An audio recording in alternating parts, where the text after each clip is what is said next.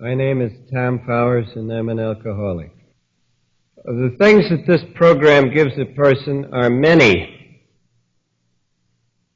But it's important among the many to pick out the first things, and particularly the most reliable things.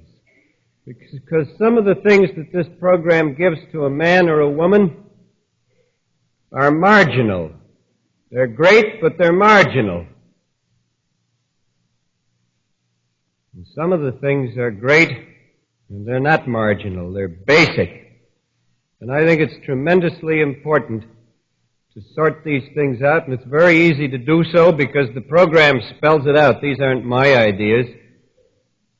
I'm talking off the card now.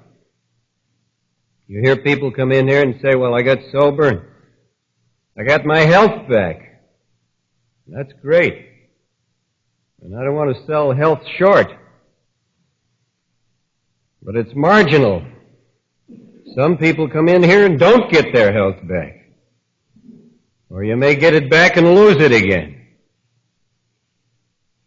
Some people come in here and they say, well, I got sober and, 4 years went by and I'm rich again, or I'm loaded. And that's fine. It's nice to have some money in your pocket again. But it's marginal. It's a byproduct. It's very nice. I love a book as well as the next guy. But one must be very careful to recognize that this is not basic in AA. It's one of the lovely byproducts. There are some things that are even to the core that are still marginal. Like serenity. Serenity is a very nice thing to have. If you've been at war with yourself for 15 or 20 years, it's a foretaste of what lies ahead. But it's marginal. The mark of the marginal thing is it comes and goes. It's nice, but you can't rely on it. And if you do rely on it, you may be let down. And if you're not careful, you may run around saying you haven't got the program. Nonsense. You can be broke and sick and upset as hell and still be on the program. The program specifically offers not wealth, not health, not serenity, but sanity. That isn't marginal. That's root, basic, and that you can count on. And if your health happens to desert you, and if your money happens to go, and if you happen to be all loused up mentally and emotionally and every other way, if you're on this program, the sanity is still there. And you won't run, you won't lie, and you won't drink. That's sanity. Because an alcoholic who drinks is nuts. These are basics. And an alcoholic who doesn't drink one day at a time is sane. I don't care what the rest of his state is like. I think it's terribly important to hang on to the core of this program because the winds of life still blow. After you're sober, and after you're sober a long time, you can hit a spot in your life that'll make you look back to your drinking days and wonder if it was ever this rough. But this program gives a man or a woman something that never deserts them, that doesn't blow with the winds because it's connected with the eternal. Sanity, the ability to stand up and live one day at a time. Like a man, like a woman, like a human being. And to take the blows of life, and they come to all of us, without acting unworthily. And for an alcoholic, that means without taking that first drink. It's amazing what an alcoholic can take in the way of blows from life and not drink. The beauty of this fellowship is that it's a mirror of sanity held up to you. Look into it and see people around you upheld by this program, going through their lives sanely, a little more each day. Sweet, sweet sanity.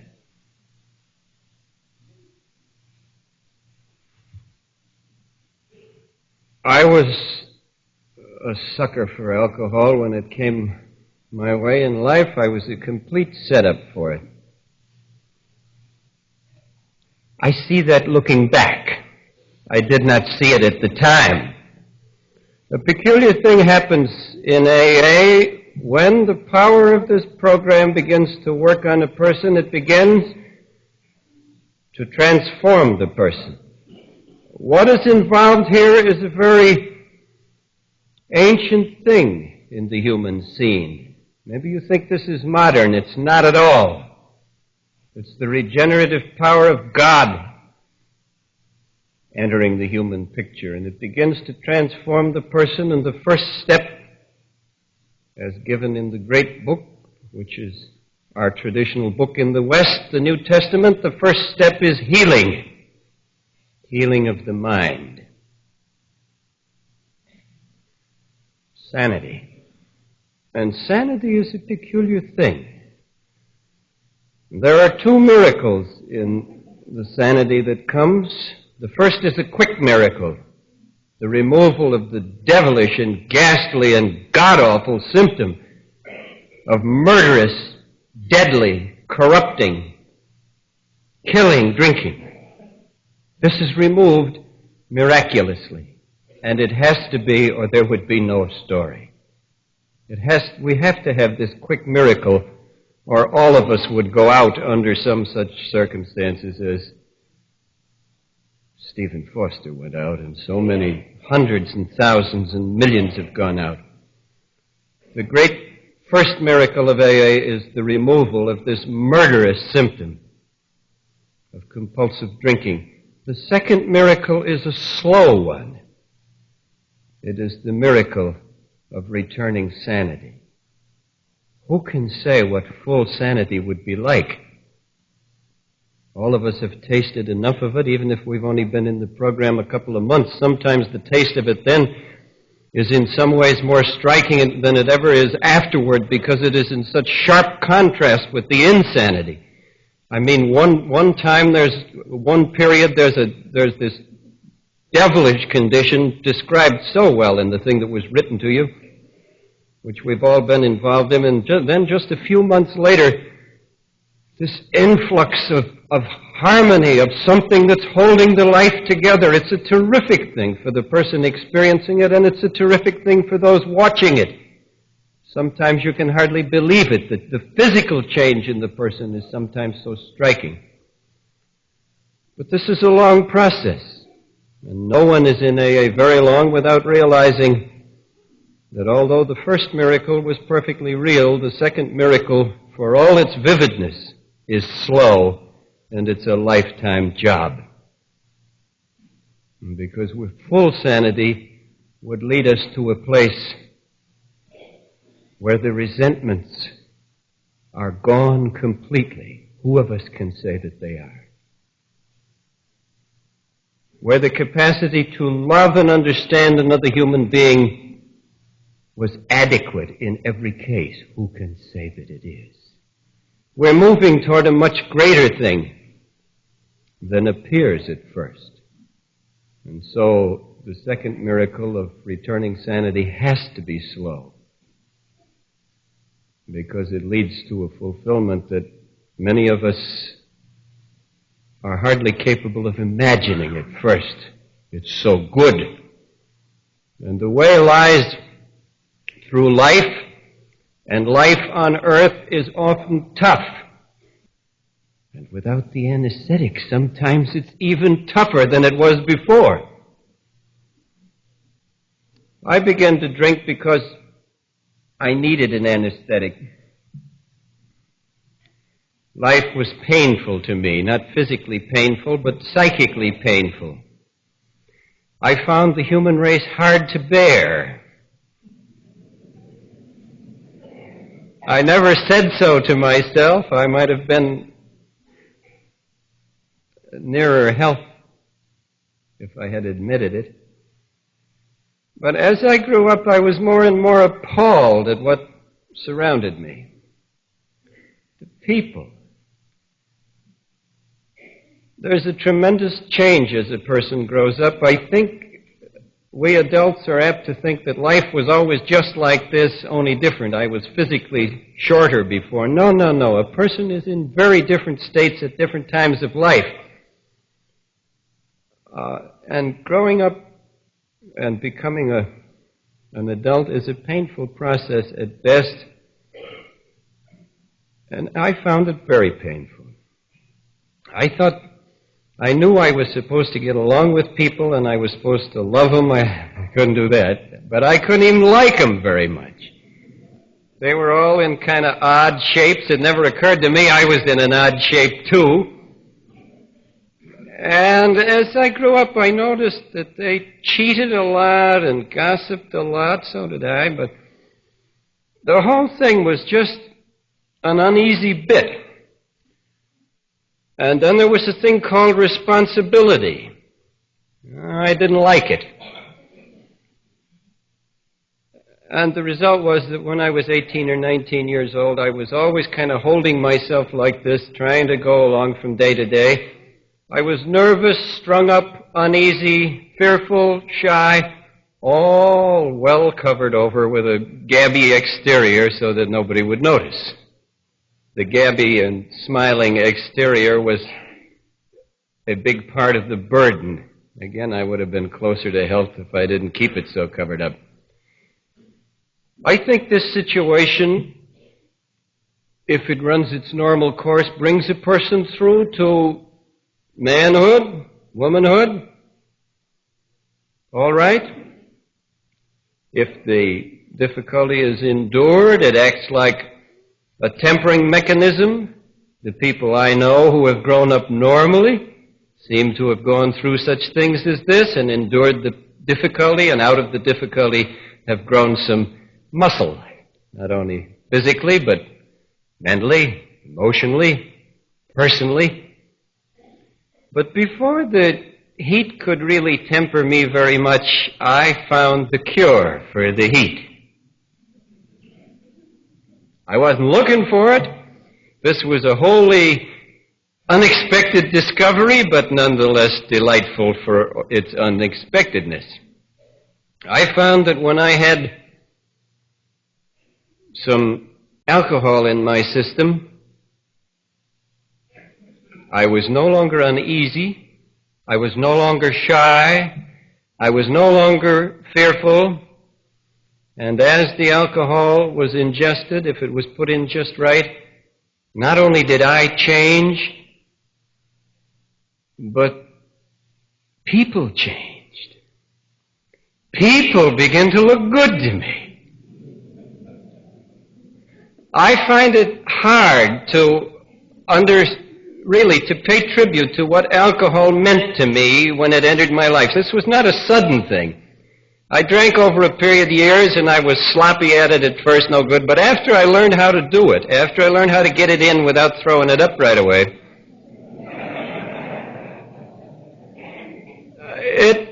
it did something for me which I would say was not trivial.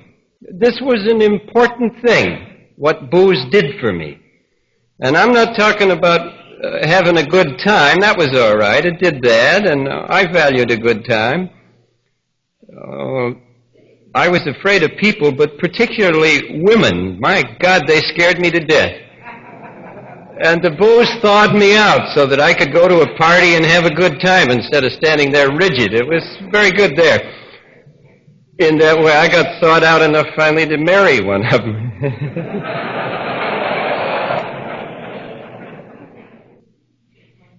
But the thing that really drew me in was not that. The thing that drew me in was the discovery that I could, by ingesting this substance every day, produce in myself a state which to me was preferable to normal. I don't know about the rest of you drunks, but I think drunkenness is a byproduct of alcoholism. I think it's a nasty accident associated with it. I was never looking for drunkenness.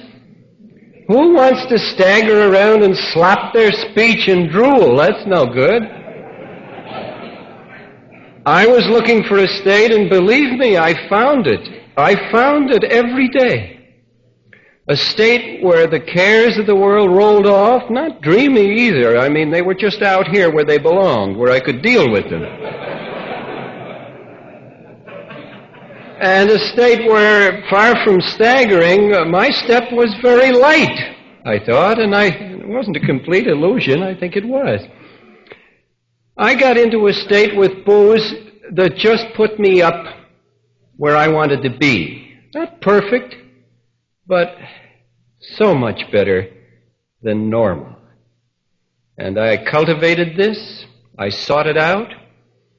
I associated myself with other practitioners of the art. I humbled myself to learn from them, and I became an adept at it through long practice. And after I had been drinking 5 or 6 years, I was a guy who every day took a lot of board. I was most careful not to be sloppy with it. When I got home at night, I would let the bars down and slop a little bit, but nothing big. And I went to bed stoned to the ears every night of my life. But that's legitimate. That's just in lieu of sleeping pills, which I learned to take later.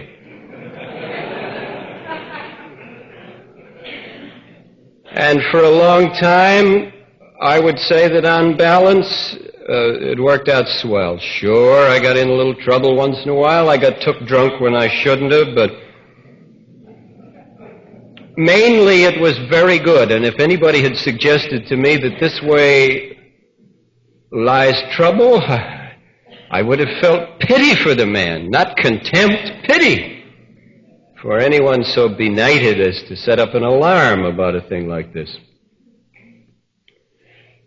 The onset of alcoholism is different with different ones of us. Some of us get into it suddenly. I didn't. I got into it very gradually over a period of years.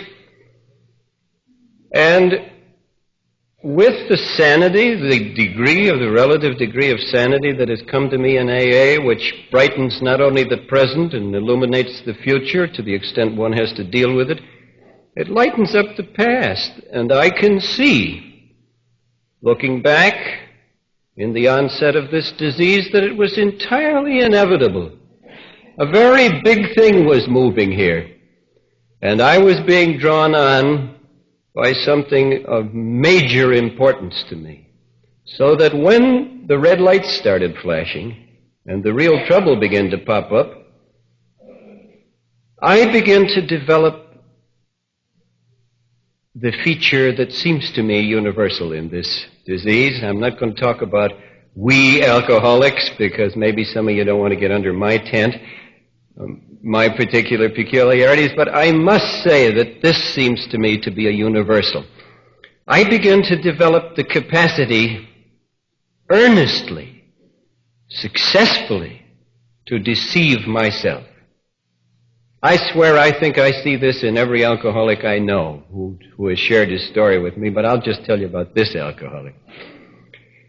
As the trouble began to pop up, as I began to have episodes that intruded themselves and said, powers, we're in trouble, I began to talk back.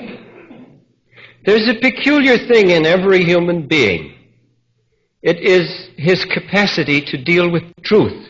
It is the truth in him. I think it's tremendously undervalued. Somebody says this room is painted jet black. Something says, no. There's something inside that is responding to every situation, great and small, and scanning it for truth. Yes, no, yes, no. And as the alcoholic goes along, the truth thing begins saying, hey, powers, trouble. And Powers begins to hoodwink.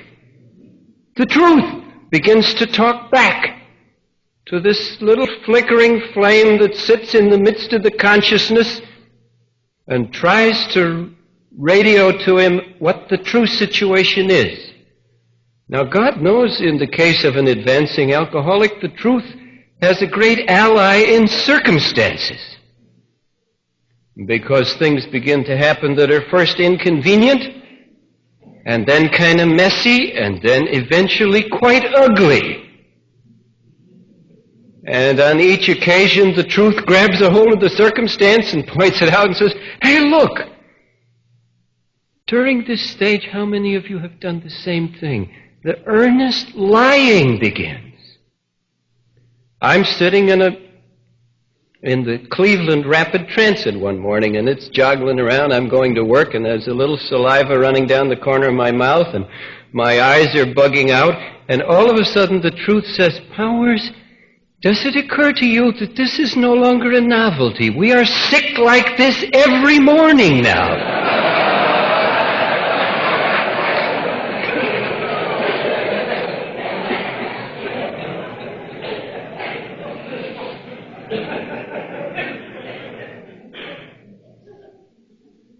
And the liar says, oh yes, but we're so high-strung. We'd be sicker if we didn't take this lovely anesthetic. There begins a very serious process with oneself. It's one thing to deceive the other citizens. Lord, I did that routinely. Pad the expense account. You know, what the heck? This is just living. But to deceive oneself, I think, lies very close to the heart of this disease. It did with me, so that by the time this process had really begun to fulfill itself, and the amount of intake went up and up, and my period of being able to endure it physically was drawing to a close, I had already reached the point as a liar, as a sincere liar, as a desperately earnest liar, as a man keenly concerned to keep himself deceived. Because if that structure of lying was rent, no more drinking, you know? The threat of losing this stuff as a prop in life is a big one. So that by the time I got into deep trouble, I somehow was able to do what so many of us are able to do in the teeth of really calamitous events, to bull ahead, taking my daily portion, which by that time was up to about a jug a day. Not to get drunk on, I got drunk weekends. Just living drinking.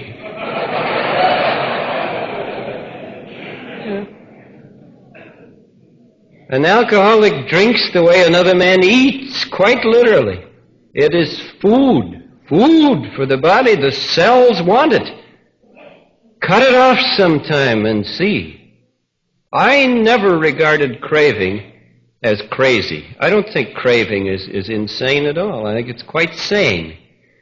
When the metabolism has been so jazzed around that the very structure of the body is demanding this, it isn't an intellectual thing, it isn't an emotional thing, the whole carcass says, for God's sake, give me this stuff. That's craving, and it's sane in its way. Very sick, but not nuts. The nutty bit we'll come to later.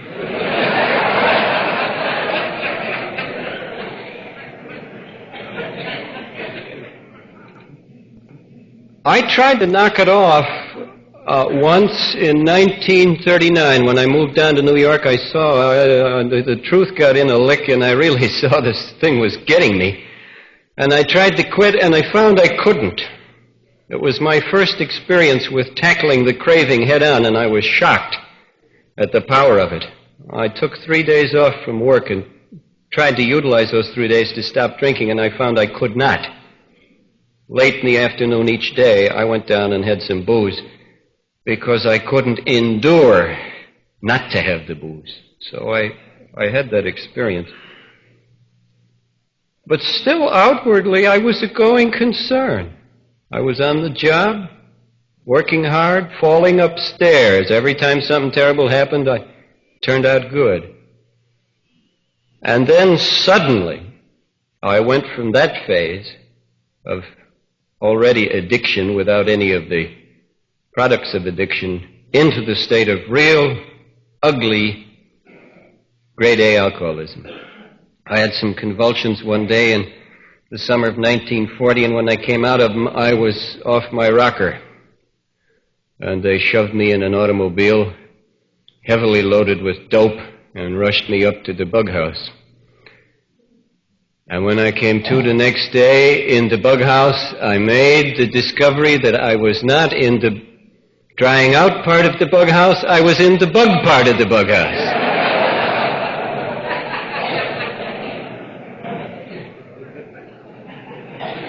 And although they become a great thing when you get into this stage of the authorities, they, in quotes, they decided I was nuts, I would still not call this the nutty part of the disease.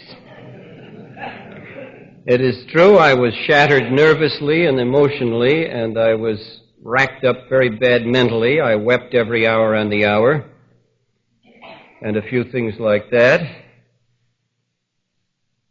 And I was God Almightily impressed with what had happened to me. And this is the first of a class of events which I think are terrifically important for every alcoholic to recognize. I think this disease runs its course not only in my case, but every case I ever heard of in this way, and that is by a series of level areas where the drinking just goes on and nobody seems to be able to do anything about it, punctuated by crises. Now, the crisis may vary as to detail. I mean, some person may rack up an automobile, somebody else may throw the little woman through the sash, somebody else winds up in the bug house. Whatever it is, it has the quality of interrupting the even downhill trend of this thing and knocking a person out of their ordinary course. And what it does is paralyze the liar. Gad, I got in that bug house and they were taking me back and forth between the flowing tubs and the bed with my leather vest all strapped up. And I would try to peep back about how that this was all right, and it didn't go at all. I couldn't tell myself a lie. I couldn't get around the fact that I was in a hell of a mess, period. And this is a terrifically important spot in the disease because such spots are not frequent. If you catch an alcoholic while the liar is in good eclat, if he's in good functioning order, no matter what the rest of the circumstances are, you might as well save your breath. But if you can catch him in one of these crises, in one of these shocked periods, when the liar is temporarily down and out, there's a chance for a recovery. Everything depends, however, on the alcoholic in this stage coming in contact with someone who has real knowledge. This, to me, is a technical term. I don't mean somebody who has studied this thing in school, valuable as that may be. I don't mean someone who has a degree in medicine or philosophy on the subject, valuable as that is in its way. By real knowledge, I mean someone who knows from living experience what the disease is and what the way out is. And that kind of knowledge is not hanging around on every tree. And this first trip in the bug house, although I really think the way was open, I'm guessing, I think I might have snapped at it, I didn't run into it. And the result is that after 3 or 4 weeks, I got all filled up with vitamins and sunshine and tender, loving care. That's what they give you in the bug house. Lo, the poor idiot gets tender, loving care. And under the influence of all this, I was overtaken by the alcoholic's worst enemy, health. My health began to return.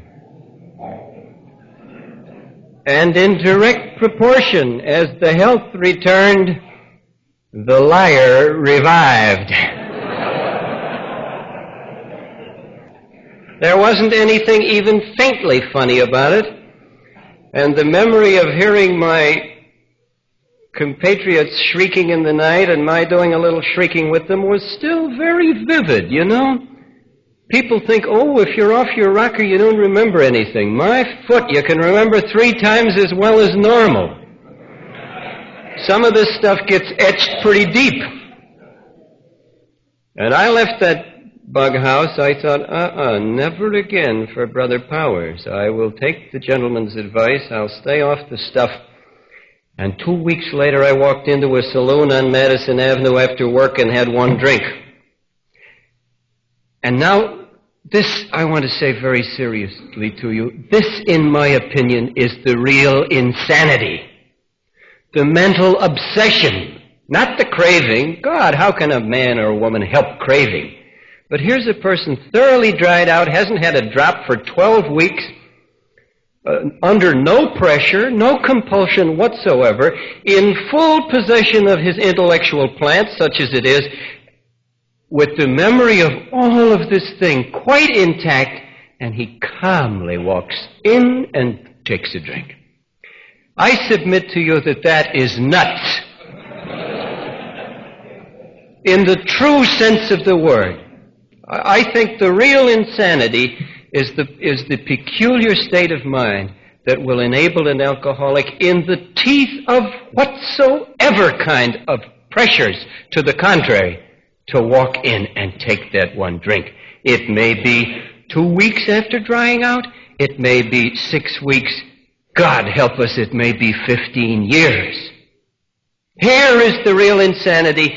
Here, if you please, is the devil in hell. Here, look out for this, because it lurks there all the time.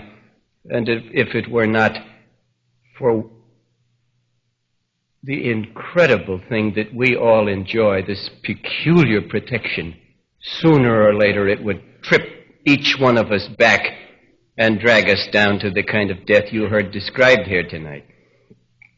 I drank again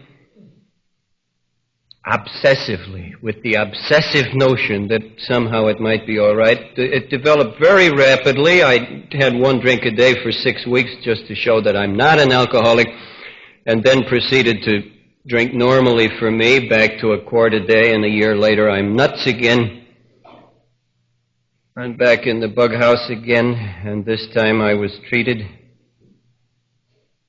with a form of treatment that I'm not going to take the trouble to describe. But the second shock treatment, I got metrazole shock, and I will just say that it's lively.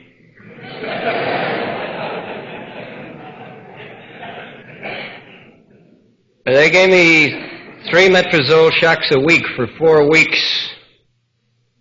And when they got through with me, I don't know what it did for me in any other way, but it did something for me spiritually. It gave me a little humility.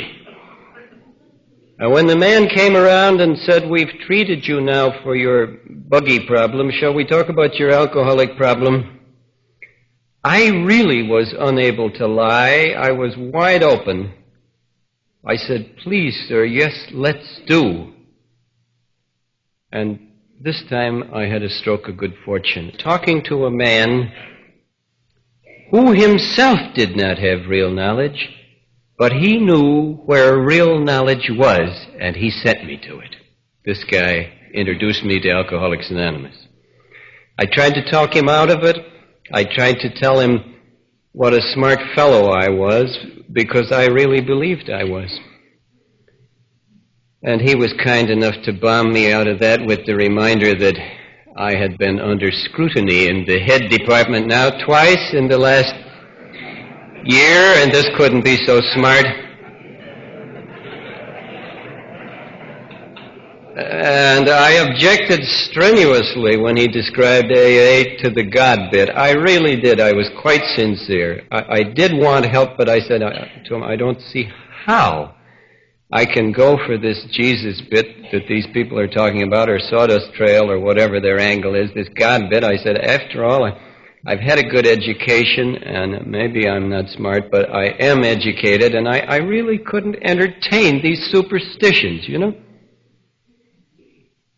God, it's amazing how far gone you can be in arrogance and pseudo-intellectuality and that kind of slop that our age goes for in such a big way, and still have the power, the immense power of this program cut through that kind of stuff. I went to my first meeting desperately needing help, but all encrusted with notions like that, you know, that God is a superstition and religion is pie in the sky and all of this yickety-yak that smart people go through, earnestly believing in it, thinking that this is my world outlook, all of that ridiculous jazz, and yet it's a death warrant if a person takes it seriously.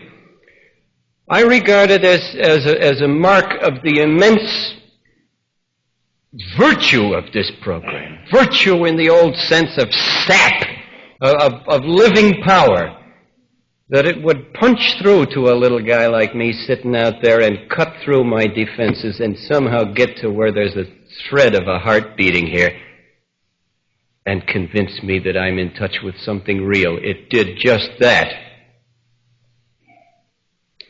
I was reached in that first meeting by the power of this program. And although my story is a history of failure in AA for a long time, I must tell you, I think that if I had not encountered AA when I did,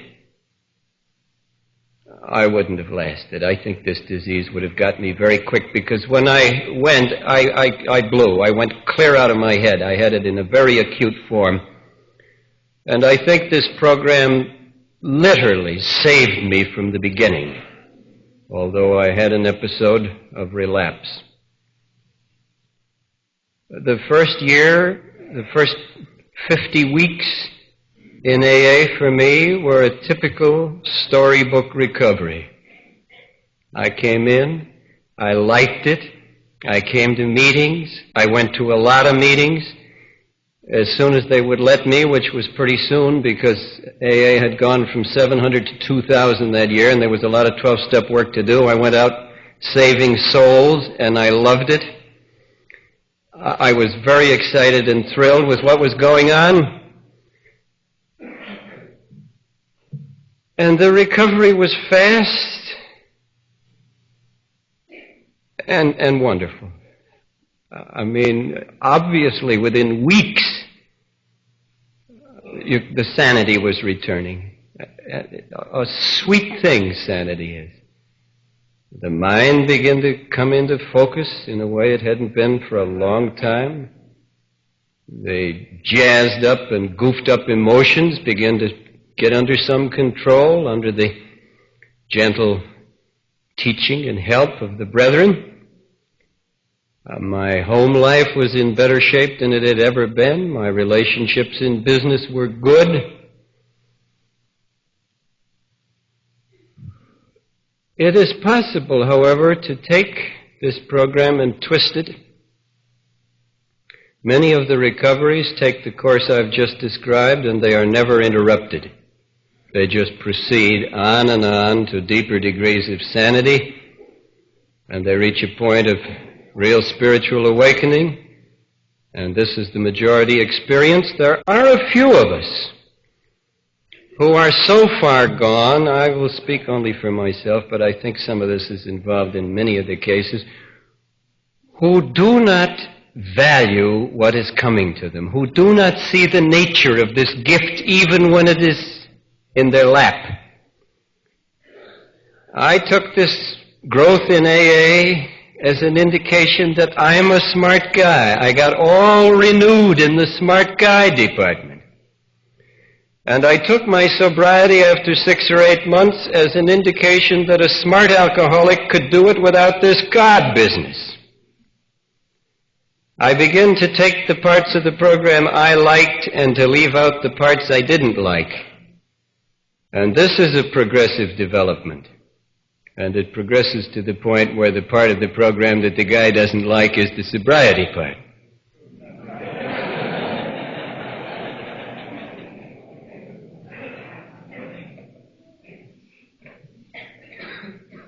I think I'm very lucky to be in this program. I don't think I don't know how the chances are doled out. We're dealing with an inscrutable thing here. We're dealing with the grace of God. Let's face it. And the creature can never hope to scrutinize and with his little intellect take in the Creator. And there's no way of figuring these things out. But I think we can see that gifts in life are of different orders of value. Some are greater than others. And I can conceive a few greater gifts than the gift of renewed life to a man who is on the brink of losing it in the worst way, not just losing life in the body so that this husk falls off. We call that death. That isn't what death is called in the Bible. Death is when the person has lost hold of his humanity. And that's the kind of death we're fooling with. It certainly was the kind of death I have tasted, and it's hideous. And when a person dealing in these terms, dealing in these realities, has encountered a thing which picks him up and restores him, and then has the arrogance to boot it, you can only figure that there have to be consequences from that kind of a thing. No man can judge another man in this area. I don't even presume to judge myself.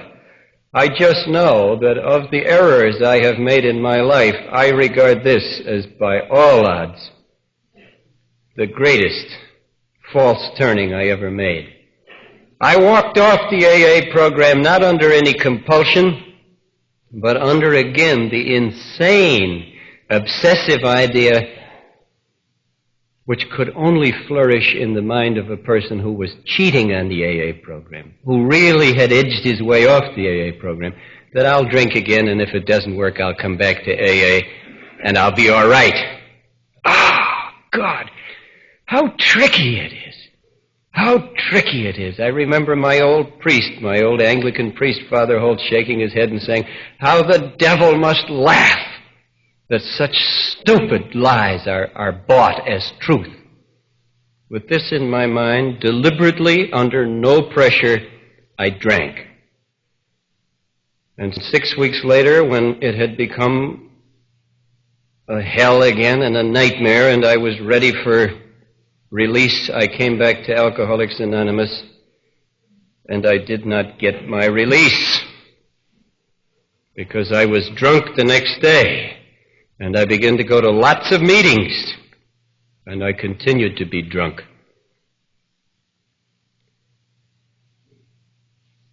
I got back into Alcoholics Anonymous, not just into the meeting place, because there's a difference. I had my membership renewed.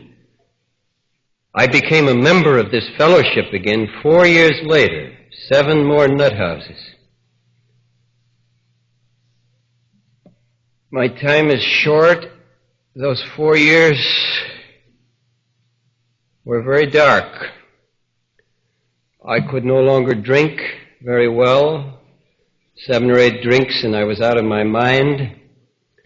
It was in this period that I entered the other phase of addiction that some of us get into. I began to take drugs, and I began to take drugs desperately. I would never think of beginning to drink without a bottle and a pocket full of Nembutol. And as I went on, it was not only Nembutol, I took Seconal, Iprol, Amatol, you name it, anything that would change consciousness, anything that would purchase a few hours of oblivion, I would take. And then because this kind of stuff weighs very heavily on the body and soul, and because the person coming out of a sedative jag is in such a state of depression that you can hardly conceive it, you can hardly drag yourself around, I then got into the phase of learning how to manipulate this with the stimulants, Benzedrine and strychnine, and things of that kind. And I have no way of telling you what my life was like in that period because I just knew quite consciously what was happening to me.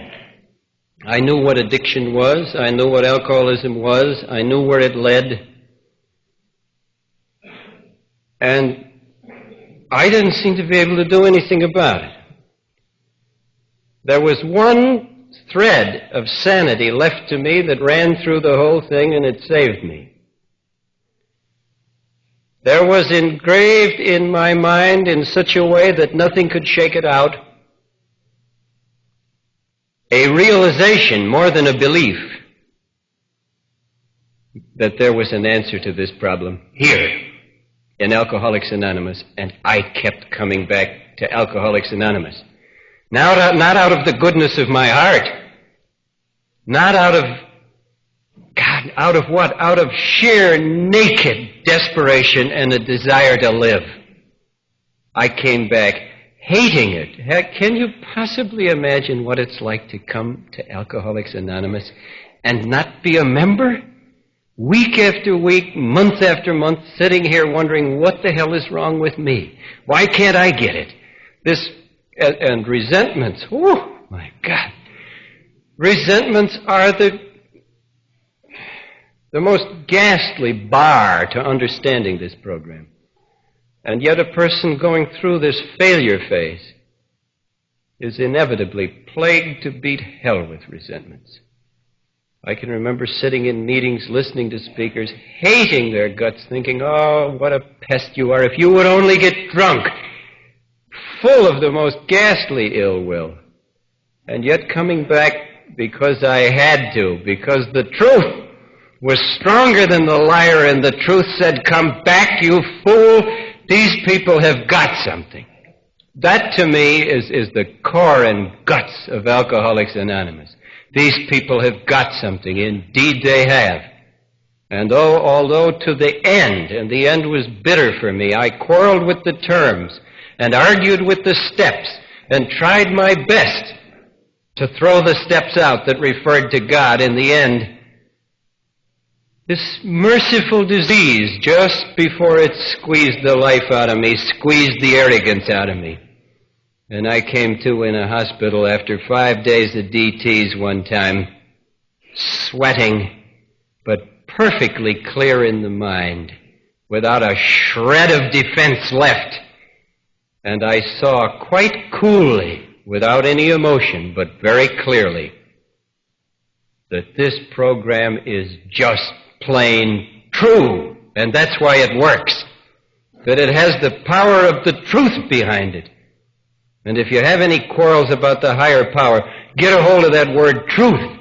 That's the first thing that's told a man or a woman in this program. Before there's any talk of slogans, before there's any talk of 12 steps, it is recommended that one address oneself to the truth. Or more briefly, you got to be honest with yourself. I saw that the power of this thing stems from the truth, and not from any mental abstraction or some notions of truth that people have, but from a depth of the truth. Again, going back to the sacred tradition we all inherit. When Almighty God walked the earth in the body of a man, He didn't say, I'm a truthful person. He said, I am the truth. And it's off that. It's from that source and that root that this experience we share comes. I think it makes very little difference what a person's religious convictions may be in the beginning. I think it makes all the difference in the world how a man or a woman dresses with regard to the truth. I think sincerity and truth-facing are at the root of this, and if there is the slightest disposition to deal sincerely with the truth, I don't care what the obstacles are. I don't care how beat a person is. I don't care how crazy they are. I don't care what their state of body and mind is. I've seen enough in my time in AA, in myself and in others, not only to believe, but to know that the power that runs this universe stands ready at any time to reach down and pull one out of this disease, turn him about, and set him on the road to recovery.